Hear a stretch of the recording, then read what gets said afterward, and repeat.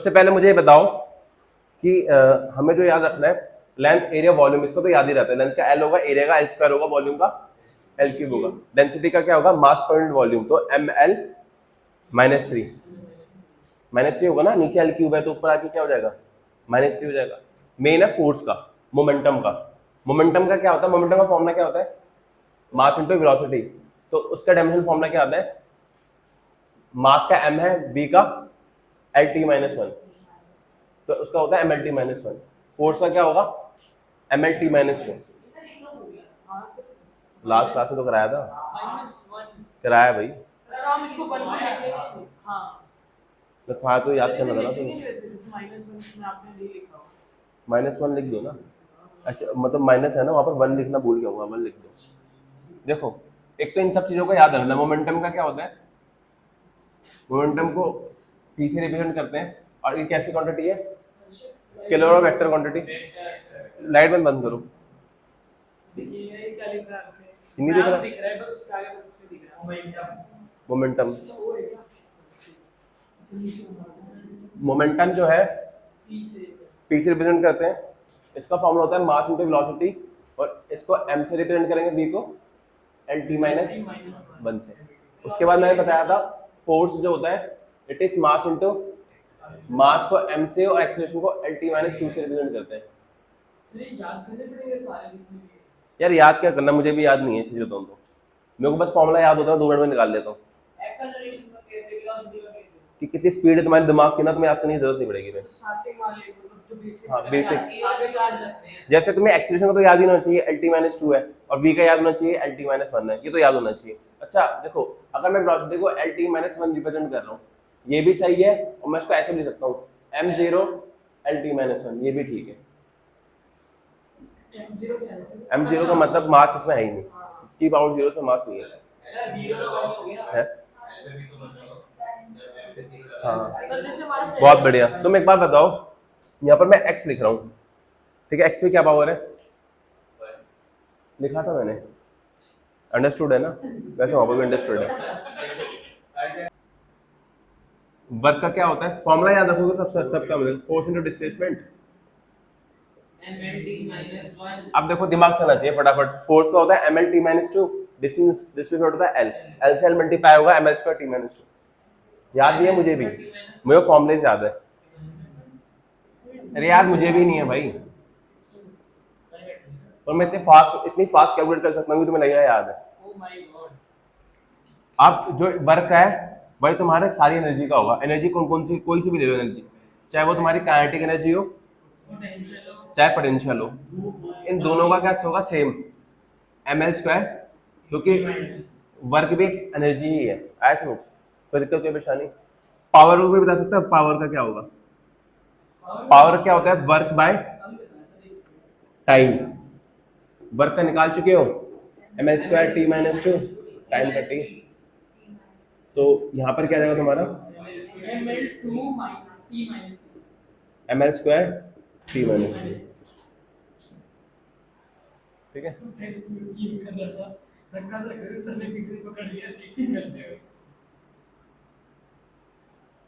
Sir मैं क्या idea दूं आपको नेक्स्ट टेस्ट के लिए, यहाँ पे ना ट्राइपॉड लगा दो और कैमरा ऑन कर दो, उसको कोई मतलब नहीं है, भी फंसेगा करेगा काम सारे कच्चे, उसका कोई मतलब नहीं है।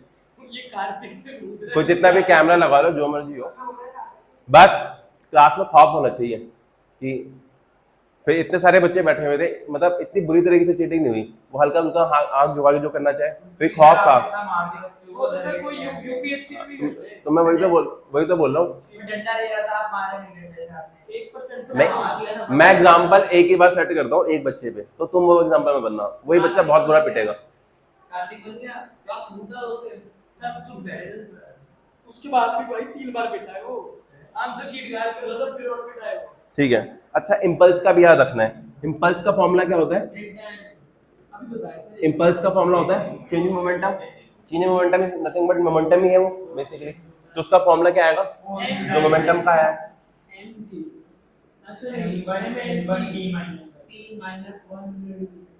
अच्छा एक और चीज ध्यान रखना, फ्रीक्वेंसी पता है क्या होता है, फ्रीक्वेंसी होता है नंबर ऑफ ऑक्सीलेशन पर सेकंड। इसका फॉर्मूला होता है 1/t, तो फ्रीक्वेंसी का क्या आएगा,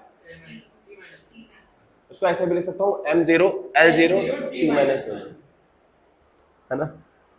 मेन और बता देता हूँ। अच्छा एक और है एंगुलर फ्रीक्वेंसी। वो क्या होता है एंगुलर फ्रीक्वेंसी? एंगुलर फ्रीक्वेंसी का फॉर्मूला क्या होगा? हाँ बहुत बढ़िया। एंगुलर फ्रीक्वेंसी का मैं बता देता हूँ। नहीं, एंगुलर फ्रीक्वेंसी का फॉर्मूला होता है 2π/t, बस यहाँ पर 2π एक्स्ट्रा आ जाता है, या फिर बोल सकते हो ये होता है 2π/f। ये जो हाँ एंगुलर फ्रीक्वेंसी कौन सी कक्षा की कौन सी चैप्टर में? Circular motion. कौन सी? अच्छा एक बात बताओ, 2π क्या है? कांस्टेंट है, कांस्टेंट का कोई डायमेंशंस नहीं होते, तो सिर्फ f का डायमेंशन होंगे। इसके अलावा तुम्हें अच्छा एक और चीज यहाँ पर तुम मोमेंटम के अलावा तुम एक और चीज का याद रखते हो, एंगुलर मोमेंटम, यहाँ पर लिख लेना। चलो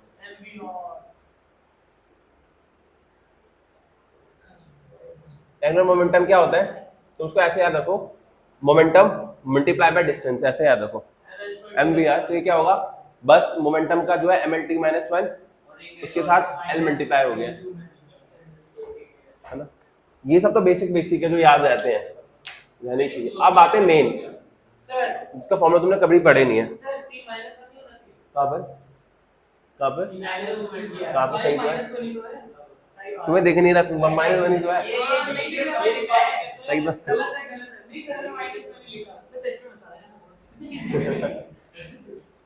हाँ अब 10th क्या है, अब ये मेन याद रखना, स्ट्रेन। स्ट्रेन होता है change in length divided by length. मान लो तुम किसी कोई भी, जैसे तुम मान लो तुम्हें बॉल से समझ आएगा, रबर बैंड है, रबर बैंड तुमने तोड़ दिया, किसी का रबर बैंड है, रबर बैंड नहीं, पतले से जो रबड़ होती है क्या, छोटी वाली,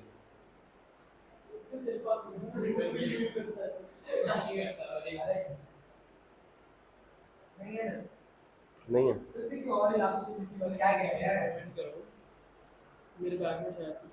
रबड़ चाहिए, रबड़ बड़े होती है। हाँ जब रबड़ को वो करते हाँ रबड़ को तुम ऐसे वाला खींचते हैं, उसकी लेंथ क्या हो जाती है, चेंज हो जाती है। तो change in length divided by original length, इसको क्या बोलते हैं, स्ट्रेन। ये कब पढ़ोगे, इलास्टिसिटी में पढ़ोगे। इसके क्या इसके डायमेंशंस क्या होंगे, चेंज इन लेंथ का क्या होगा l, और नीचे भी क्या है l, तो इसके क्या होंगे, नो डायमेंशन। नो डायमेंशन मतलब m0 L0 t0। ये कब कर दिया मैंने, नहीं बोला। नहीं आप अरे तो वो समझ रहा है जो आपने l डिवाइड बाय l जो पहले से लिखा है। स्ट्रेस क्या होता है, देखो स्ट्रेस हो या प्रेशर हो, दोनों की रेट सेम है। क्यों, स्ट्रेस होता है force by area, area by force है। प्रेशर का भी यही होता है, तो इसका निकाल लोगे, इजी है, स्ट्रेस का निकाल लेना। 12 है। अगला है एक कोफिशिएंट है जिसका नाम होता है यंग मॉडुलस ऑफ इलास्टिसिटी। ये याद रखना, यंग सबसे ज्यादा यही सब आते हैं। अच्छा पेपर में कई बार ऐसा क्वेश्चन आ जाएगा कि तुम्हें डायमेंशन दे देंगे, उसके बाद बोलेंगे कि डायमेंशन किसका है। मतलब तुम्हें दे दिया MLT-2, फिर पूछें किसका डायमेंशन है ये। यंग मॉडुलस ऑफ इलास्टिसिटी का याद रखना है। यंग मॉडुलस ऑफ इलास्टिसिटी क्या होता है, यंग मॉडुलस ऑफ इलास्टिसिटी होता है स्ट्रेस, भाई वो नोट्स सारे खोले हुए हैं भाई, ये यार मैंने आपके नोट्स बना रखे हैं। अरे बस स्ट्रेस का निकाल लोगे, स्ट्रेन के क्या डायमेंशंस नहीं है तो उसका डायमेंशन वही होंगे जो स्ट्रेस के होंगे। समझ आया, डेल्टा एल बाय एल है ना, एल से एल तो कट ही जाएगा। अच्छा प्लेन एंगल और सॉलिड एंगल, इसके डायमेंशंस होते हैं। प्लेन एंगल जैसे साइन थीटा कॉस थीटा, ये सब, इन सब के कोई डायमेंशंस नहीं। ट्रिग्नोमेट्रिक जितनी भी रेशियोज है उसके डायमेंशंस नहीं होते, क्योंकि वो क्या है, दो साइड्स का रेशियो है। ऐसे जो भी एंगल है, जैसे तुम प्लेन एंगल की बात करो, अगर तुमने ट्रिग्नोमेट्री पढ़ी है चैप्टर 3 में, वहां पर हमने थीटा को ऐसे डिफाइन कर रखा है, आर्क अपॉन रेडियस। ठीक है, आर्क भी लेंथ में मेजर होता है और रेडियस भी लेंथ में मेजर होता है। देखो कुछ एक्सप्लेनेशन ये है कि ना, मान तुम ये बताओ डिस्टेंस में टाइम को जोड़ सकते हो, डिस्टेंस में टाइम को जोड़ सकते हो, 1 मीटर और 1 सेकंड ऐड कर सकते हो, नहीं कर सकते ना। तो कुछ मूर्ख ऐसे भी तो जिनको ये नहीं पता, तो यहाँ पर पता चलेगा कि होमोजेनिटी मैच करनी चाहिए। सेकंड चीज कि जैसे फॉर्मूला, कोई भी फॉर्मूला तुमने डिराइव करा, देखो कोई भी फॉर्मूला, अगर रुक जाओ, कोई भी फॉर्मूला डिराइव करा, अगर कोई फॉर्मूला करेक्ट है तो उसको डायमेंशनली करेक्ट होना जरूरी होता है, पर अगर कोई डायमेंशनली करेक्ट है तो इसका मतलब ये नहीं है, जरूरी नहीं है कि फॉर्मूला करेक्ट हो। ये सब चीजें मेजर करने के लिए करते हैं, अभी बताता हूँ, वो चीज आएंगे तो बताता हूँ। कोई फॉर्मूला, कोई फिजिक्स के अंदर कोई फॉर्मूला है, if it is correct then it should be dimensionally correct. Dimensionally correct का मतलब होता है जो एलएचएस पर डायमेंशन है वही आरएचएस होनी चाहिए। एलएचएस इक्वल टू आरएचएस कब लिखते हो? जब दोनों बराबर होते हैं। क्लास 10 के अंदर तुमने ट्रिगो पढ़ा होगा, ट्रिगो में LHS equal to RHS proof करते थे। तो basically f is equal to m dimensionally correct है क्या क्या f is equal to m dimensionally correct. हां m माइनस 2 यहाँ पर नहीं आएगा, ये यहाँ पर नहीं आएगा, अभी बताता हूँ कहाँ पर आएगा, यहाँ पर यूज नहीं आएगा। जैसे अभी मैं एक बताऊंगा कि जैसे पेंडुलम होता है, सिंपल पेंडुलम, सिंपल पेंडुलम को जो टाइम पीरियड आता है ना 2 pi under root l by g आता है। अगर उसको डायमेंशनली करेक्ट होना है, सुनो, अगर उसको डायमेंशनली करेक्ट होना है तो 2 pi under root l by g का डायमेंशन टी आना चाहिए, तभी वो डायमेंशनली करेक्ट होता है। बता दूंगा भाई, रुक जाओ, अभी बस ऊपर ऊपर साइड दे रहा हूँ। यंग मॉडुलस समझ आ गया? कोई दिक्कत कोई परेशानी? ये याद रखना है। करके दिखा दूं क्या उसको, यंग मॉडुलस को? शर्म नहीं आ रही बताते हुए? स्ट्रेस का क्या होता है? ml square ml minus 1 e square होता है बाई एल स्क्वायर। तो ये क्या आ जाएगा? ml माइनस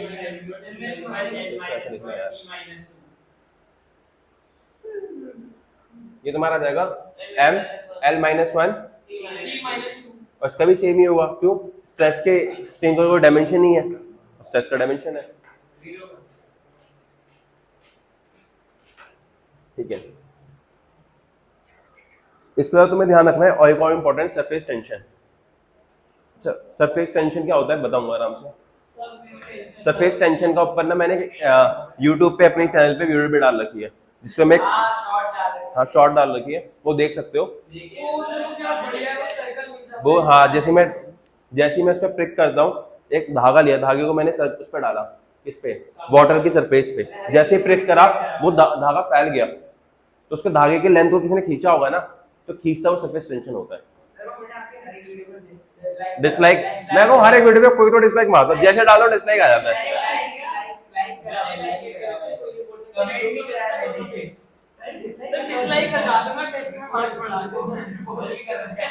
बस सरफेस टेंशन क्या होता है? सरफेस टेंशन होता है फोर्स बाय, अब तो तुम लोग खुद ही निकाल लोगे, निकालने की जरूरत तो नहीं है। ठीक है, ये समझ आ गया? 14। इसके अलावा है तुम्हारा बल्क मॉडुलस। बल्क मॉडुलस, ये सब पढ़ोगे यार। बल्क मॉडुलस होता है delta P, bulk modulus. Bulk modulus होता है change in pressure divided by change in volume divided by original volume. देखो ये चीज ऐसे है कि delta P is divided by delta we. कभी भी डिवाइड हटाओगे तो मल्टीप्लायर आने तो मल्टीप्लाई करके रेसिप्रोकल करना पड़ेगा। वैसे वी और वी के डायमेंशन कट जाएंगे, किसके डायमेंशन बचेंगे? सिर्फ पी के। या कर लो delta p into v divided by delta v. Stress, strain, stress जो तुम्हें याद रखने मेन जो आते हैं सबसे ज्यादा, स्ट्रेस आ जाता है, स्ट्रेन आ जाता है, यंग मॉडुलस आता है, बल्क मॉडुलस आता है। उसके अलावा एक कंप्रेसिबिलिटी होता है, वो कम आता है थोड़ा। कंप्रेसिबिलिटी क्या होता है? 1 by bulk modulus. Compressibility is 1, जो बल्क मॉडुलस का डायमेंशन होंगे ना 1 by bulk modulus is compressibility.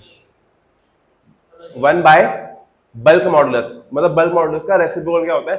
Compressibility. कोई दिक्कत कोई परेशानी? ठीक है, अच्छा एक बात बताओ, कोई ऐसी कोई क्वांटिटी हो सकती है जिसके यूनिट तो हो पर डायमेंशंस ना हो? ऐसी कोई क्वांटिटी हो सकती है जिसके यूनिट तो हो पर डायमेंशंस ना हो? होती है। एंगल के डायमेंशंस नहीं है पर यूनिट्स होती है, रेडियन। तो ऐसी क्वांटिटीज हो सकती है जिसके पास टेम्परेचर के पास तो डायमेंशन भी है और यूनिट भी है। टी उसका डायमेंशन है और यूनिट क्या और क्या, सॉरी के बाय मिस्टेक केल्विन। टेम्परेचर तो फंडामेंटल क्वांटिटीज में ही आती है। हाँ आया समझ? कोई दिक्कत कोई परेशानी? इसके आगे बता रहा था ना, शांत हो जाओ।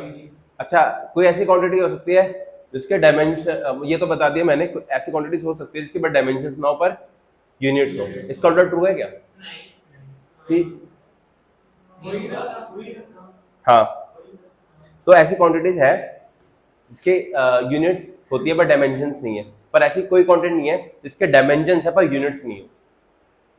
देखो डायमेंशन होना ना होना से यूनिट्स का लेना देना नहीं है, यूनिट्स हो भी सकती है। एग्जांपल क्या है, सबसे अच्छा एग्जांपल याद रखना, एंगल हो गया, ये स्टेरेडियन हो गया। स्टेरेडियन किसका यूज होता है?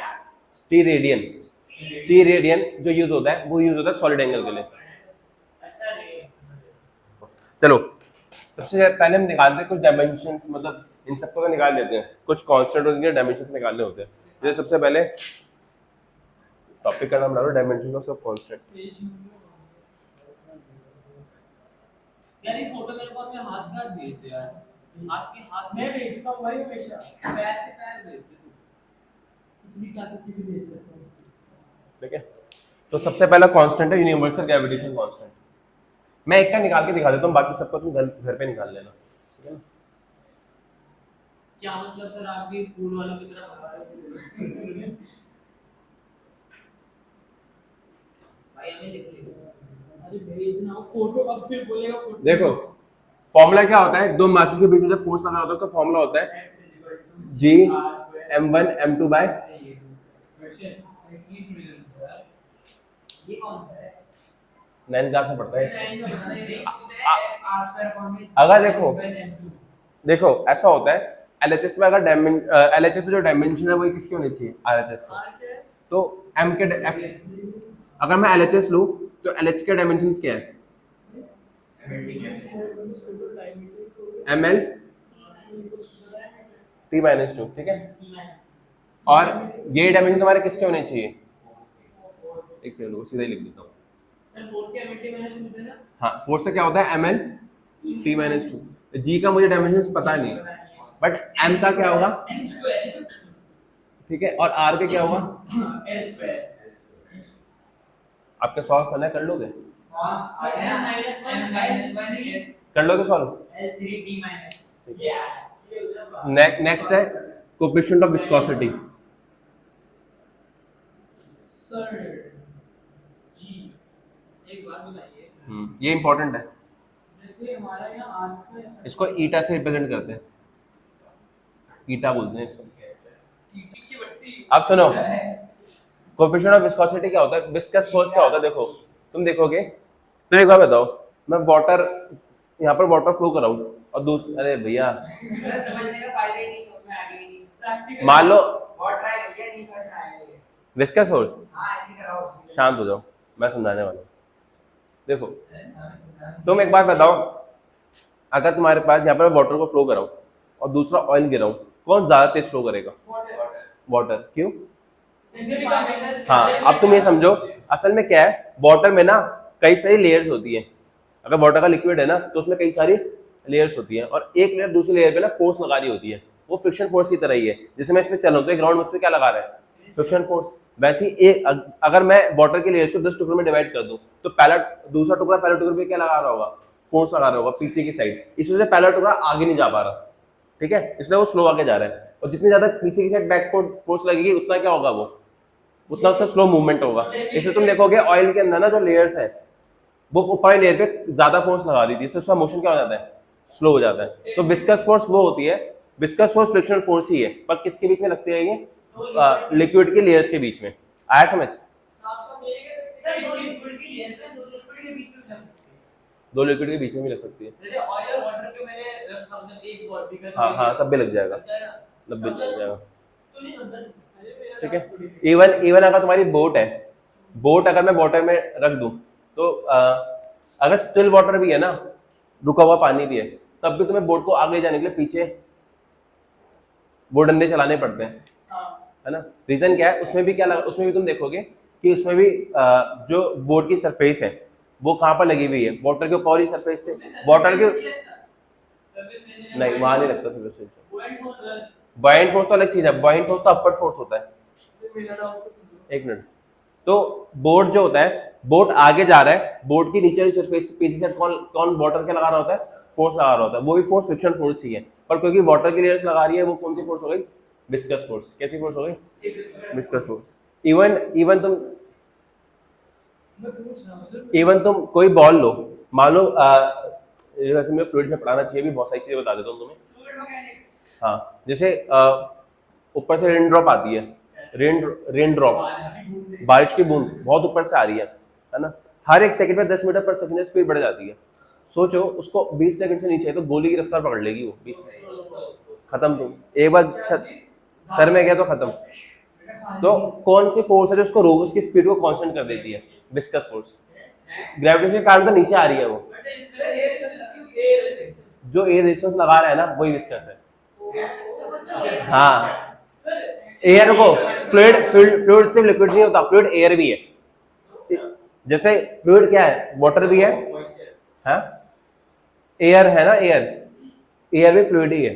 तो उस पे ऊपर की साइड विस्कस फोर्स लगा रहा होता है, उसमें भी लेयर्स होती है एयर के अंदर। आया समझ? मैं इससे बोल रहा हूँ, ये बोल रहा है ना सही नहीं है, देखेंगे और एयर रेजिस्टेंस दोनों में डिफरेंशिएट करेंगे, दोनों सेम है। जो विस्कस फोर्स, जो एयर रेजिस्टेंस है ना, तुम समझ नहीं रहे। एयर रेजिस्टेंस, शांत हो जाओ। फ्रिक्शन फोर्स का तुमने नॉर्मल यूज कहाँ पढ़ा है? फ्रिक्शन फोर्स चाहे तुम कुछ भी तुम अपने केस में पढ़ते लॉज ऑफ मोशन में, उसका काम क्या था? रिलेटिव मोशन को अपोज करना। वैसे विस्कस फोर्स का भी काम है रिलेटिव मोशन को अपोज करना, और एयर रेजिस्टेंस का भी काम सेम ही है। विस्कस फोर्स देखो, जो तुम नॉर्मल फ्रिक्शन पढ़ रहे हो, ग्राउंड में पढ़ते हो, जब तुम सॉलिड के बीच में पढ़ते हो तो उसको पढ़ लेते हो स्टैटिक और काइनेटिक फ्रिक्शन में। पर जब तुम फ्लूइड से बात करते हो तो वही फ्रिक्शन फोर्स क्या बन जाएगी तुम्हारी? Viscous force. अब चाहे वो एयर में लगे चाहे वो लिक्विड में लगे, दोनों विस्कस फोर्स है। इसके आगे कुछ नहीं बताऊंगा, फ्लूइड से पूछ।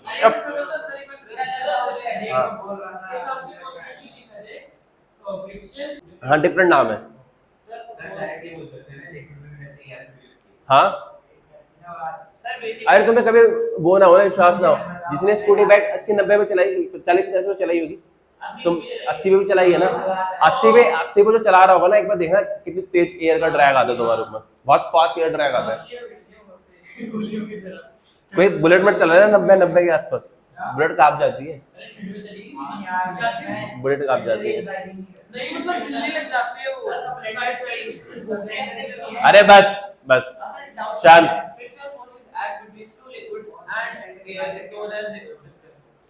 हाँ बस ज्यादा दिमाग नहीं लगाना, थोड़ा सा आइडिया दे दिया ना, फ्लूइड से पढ़ूंगा। हाँ ऐसे ही बस।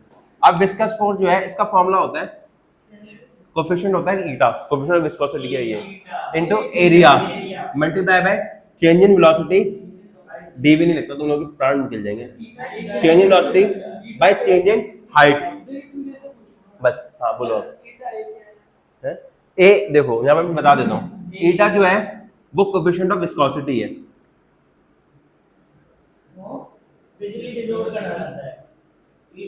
अरे जैसे फ्रिक्शन फोर्स में पढ़ते थे ना म्यू, कोफिशिएंट ऑफ फ्रिक्शन, वैसे ही कोफिशिएंट है ये। एक है एरिया, डेल्टा वी है चेंज इन वेलोसिटी,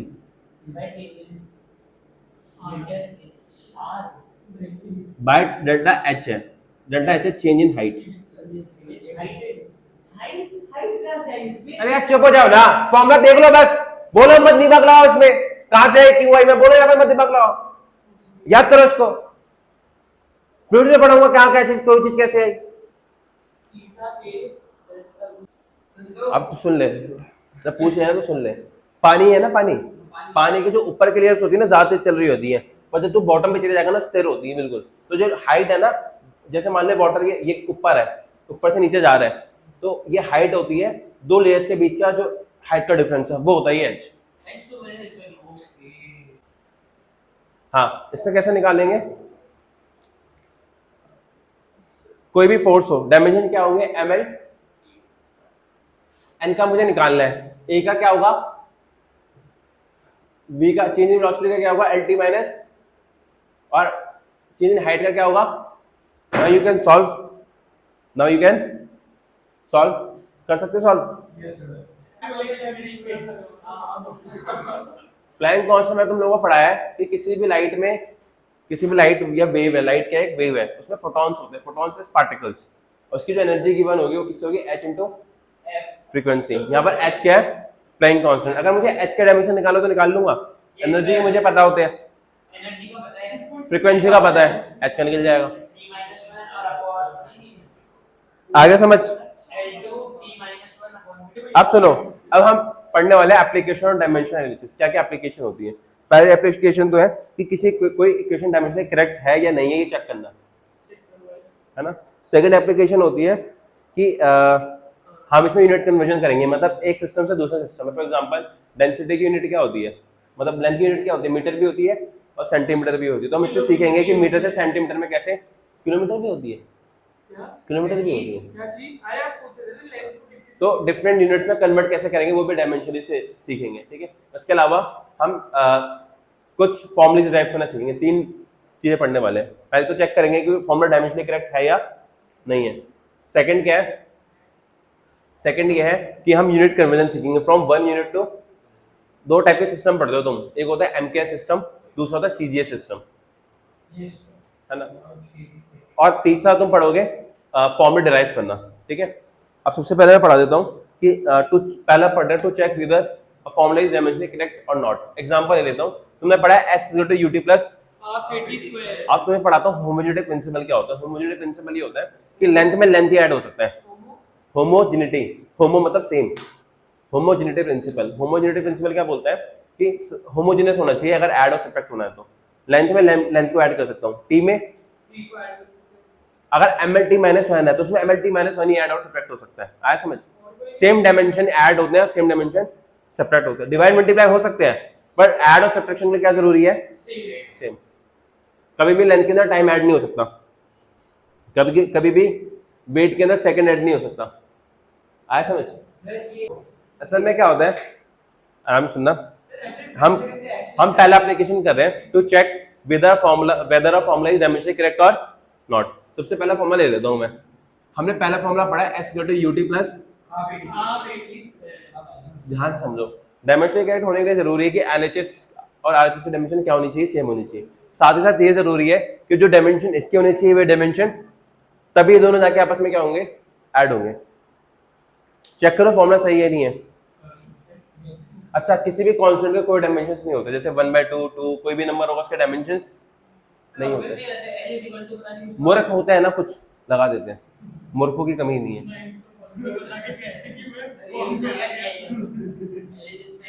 एस क्या है यहाँ पर, अच्छा अब मैंने एक क्वेश्चन दिया था टेस्ट के अंदर, वो तो सबका ही गलत है। मेरा तो सर गारंटीड गलत होगा क्योंकि मेरे सारे गलत हैं। जिसमें मैंने बोल दिया था t इज इक्वल टू 0 पे x इक्वल टू 5 है और इनिशियल वेलोसिटी 3 दे रखी है। अच्छा सुनो, s equal to ut plus half ut square. आप ये समझना LHS क्या है, s डिस्प्लेसमेंट किसमें मेजर होगी, l। अगर ये डायमेंशनली करेक्ट है तो RHS के डायमेंशंस क्या नहीं चाहिए, RHS में कितनी क्वांटिटी है, एक या दो, 2 क्वांटिटीज हैं, एक ut है और एक हाफ ut स्क्वायर, दोनों के डायमेंशन सेम होने चाहिए। RHS में पहले देखता हूँ ut के डायमेंशन क्या आएंगे, u क्या है, वेलोसिटी l t-1 और वो हो गया t, क्या हो गया ये l t। अब हाफ ut स्क्वायर के देखे, हाफ तो कोई मतलब नहीं है, एक से मतलब है, एक का क्या आएगा l,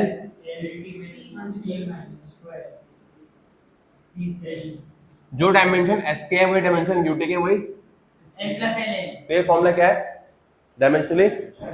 पर एक बार बताओ, अगर इसमें से मैं एक t हटा दूं, ut की जगह u कर दूं, तो इसका u के डायमेंशन क्या आ जाएंगे, lt-1, क्या डायमेंशनली करेक्ट होगा तब। तो ये ध्यान रखना, अगर कोई फॉर्मूला डायमेंशनली करेक्ट है तो अगर कोई फॉर्मूला करेक्ट है तो उसका डायमेंशनली करेक्ट होना कंपलसरी है।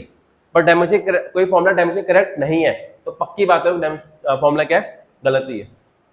समझ आया, मैं बोलना चाहता हूँ if any formula is dimensionally correct, मतलब if any formula is correct then it should be dimensionally correct. But ध्यान रखना कि कोई फॉर्मूला डायमेंशनली करेक्ट है इसका मतलब ये नहीं है कि फॉर्मूला करेक्ट होगा ही होगा। एग्जांपल दो इसका, एग्जांपल है एक फॉर्मूला तुम ले लो s equal to ut plus 5at square, ये फॉर्मूला डायमेंशनली करेक्ट आएगा। क्यों, s का डायमेंशन l आया, ut का l आएगा और at स्क्वायर का डायमेंशनली तो करेक्ट है पर जेन्युइन में करेक्ट है क्या ये, नहीं। मतलब करेक्ट होने का डायमेंशनली करेक्ट होना रीजन है, तो कोई फॉर्मूला डायमेंशनली करेक्ट है इसका मतलब वो करेक्ट होना कोई कंपलसरी नहीं है। हम हाफ को तो कंसीडर करते ही नहीं है, तो इसमें 5 को कंसीडर करेंगे। अरे भाई ये फॉर्मूला सही है ना, मुझे पता है ना, वही तो मैं बोल रहा हूँ कि दोनों के डायमेंशन सेम है, दोनों डायमेंशनली करेक्ट है। पर वैसे करेक्ट कौन सा है, कोई फॉर्मूला करेक्ट है उसका डायमेंशन करेक्ट होना कंपलसरी है, पर कोई डायमेंशनली करेक्ट है तो फॉर्मूला करेक्ट उससे कोई गारंटी नहीं है। आया समझ।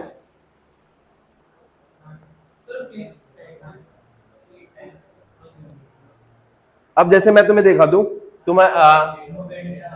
तुम्हारे पास एक फॉर्मूला है सिंपल पेंडुलम का।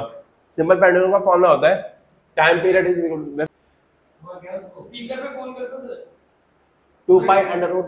मजे आ जाएंगे। अब तुम बताओ ये डायमेंशन करेक्ट है नहीं है? ये हाँ। यहाँ पर जो है एल है लेंथ और जी है एक्सीलरेशन ड्यू टू ग्रेविटी।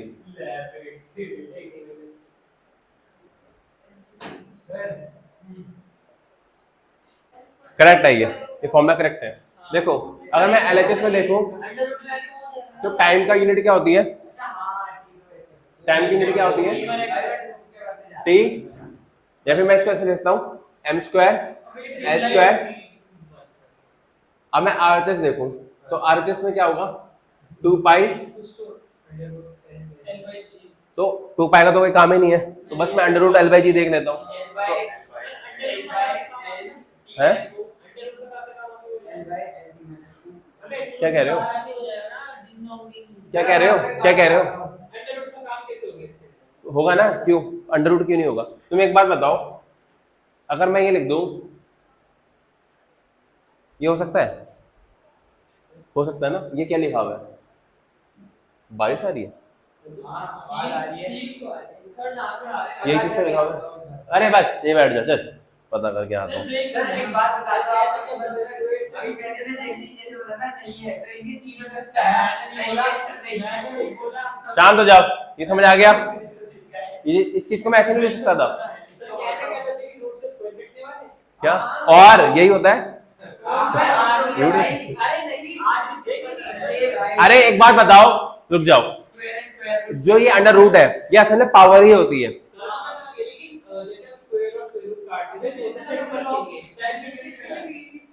और क्या? हाँ देखो, अब लेंथ के डायमेंशन क्या है? एल, और जी के डायमेंशन क्या होते हैं? ये एक्सीलरेशन ड्यू टू ग्रेविटी है, ये होगा L T minus two. Solve करोगे क्या आ जाएगा? ये ऊपर करोगे, देखो एल से एल तो कट ही जाएगा, ऊपर बचेगा, और टी स्क्वायर का रूट करोगे क्या आ जाएगा? तो this formula is dimensionally correct, this formula is dimensionally correct. अब एक क्वेश्चन दे रहा हूं, अब तुम लोग सॉल्व करोगे इसको। उसके बाद ब्रेक है भाई, टाइम हो रहा है 46। तो सर हमें भी 5 मिनट का ब्रेक मिलेगा। हाँ मिलेगा मिलेगा। कायदे से तो दे अरे मिलेगा भाई, बस है। तो तुम्हारी कॉपी वॉपी कहाँ है? नहीं मतलब नोट कर रहा है, देखो टाइम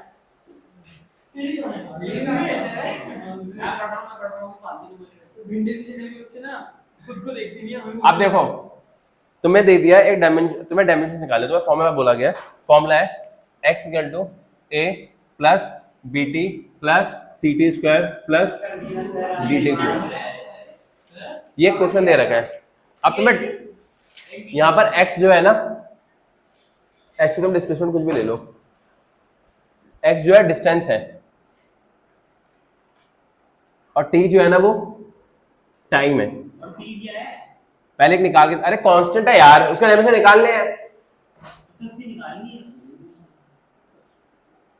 मैं निकाल के दिखा देता हूँ पहले एक, find dimension of A B C D. देखो कैसे निकालेंगे, ध्यान से समझना। आ गई? बहुत बढ़िया। देखो सबसे पहले ध्यान समझना, x क्या है? डिस्टेंस, तो इसके डायमेंशन क्या होंगे? l। अगर ये l है तो ए के डायमेंशन क्या होने चाहिए? bt के भी डायमेंशन क्या होने चाहिए? ct स्क्वायर के भी कितने होने चाहिए? सब l होंगे तभी ऐड होके क्या आएगा? l। तो a के डायमेंशन क्या होने चाहिए? l। bt के कितने होने चाहिए? l। b का क्या होता है? t।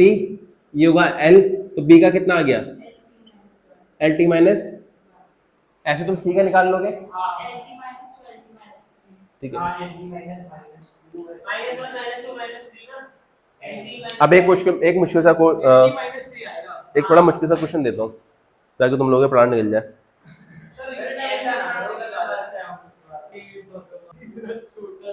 तुम्हें ना वेलोसिटी ऑफ अ पार्टिकल दे रखा है, उसका फॉर्मूला दिया है v equal to a plus B T. ये क्वेश्चन आते हैं 2-3 मार्क्स के अंदर, plus c D plus T. अब आएगी मौत। अब तुम्हें v क्या है, वेलोसिटी है, v है वेलोसिटी, t है time. Find dimension of ABCD। ये वेलोसिटी क्या है? वेलोसिटी क्या है? LT minus 1।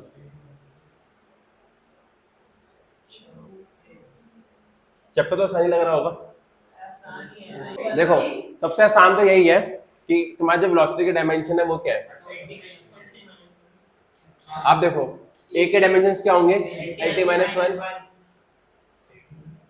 b t के क्या होंगे, पर b का यहाँ पर ये t है और यहाँ पर उधर उधर ले जाओगे t को तो क्या हो जाएगा ये LT माइनस। अब गेम प्ले कहाँ चालू होगा, गेम प्ले चालू होगा। देखो टाइम में, टाइम के डायमेंशन में क्या ऐड हो सकता है, टाइम ही ऐड हो सकता है। तो डी के डायमेंशन भी क्या होने चाहिए, टी के बराबर ही होने चाहिए। तो डी के डायमेंशन क्या आ गए, टी आ गए। अब हमें पता है सी बाय डी प्लस टी, इसके डायमेंशन होने चाहिए वी के बराबर। इस पूरी चीज के किसके बराबर होना चाहिए, वी के। तो क्या होगा LT -1। डी के डायमेंशन, नीचे डायमेंशन क्या है इसके, टी। हो गया, ये आ गया खत्म। सर। मैंने एक अलग तरीके से करा है।